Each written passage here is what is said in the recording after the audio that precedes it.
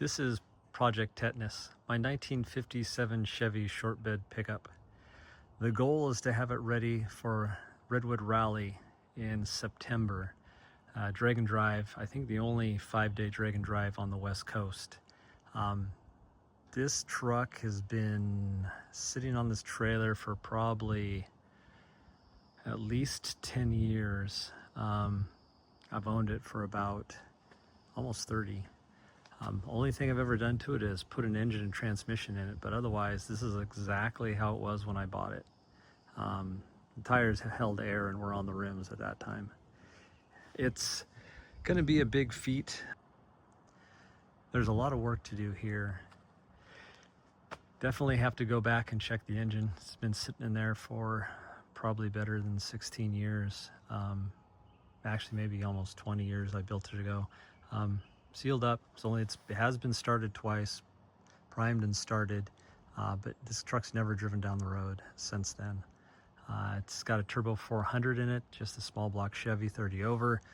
You know, factory parts back then were a 4-bolt main, forged crank, pink rods, flat tappet cam of who knows what lift and duration now. It was kind of peppy on the street 20 years ago, but kind of behind the times now. But maybe we'll put nitrous on it. Probably running the tailgate class. Who knows? Maybe we'll just put hard tires on it and run it and dial your own. Should be a fun project. It's going to be a lot of work to have ready by September. I think the Olympic streetcar shootout in August would be a stretch, but that would be an awesome warm-up. So, you know, if you want to follow along with the project, you know, subscribe to the channel. Probably the only other thing on here is probably some Miata race videos, which I'll add to, but just haven't taken much video in the last so many years. There's you can see the reason it's called tetanus. It's pretty rusty. We're not gonna pay attention to the look of the truck. It's just going to be about go and safety. And the go is just going to be enough not to be too slow down the track. At one time, the goal was, you know, here's a fuel cell in there, battery relocation. You can imagine where a nitrous bottle would go.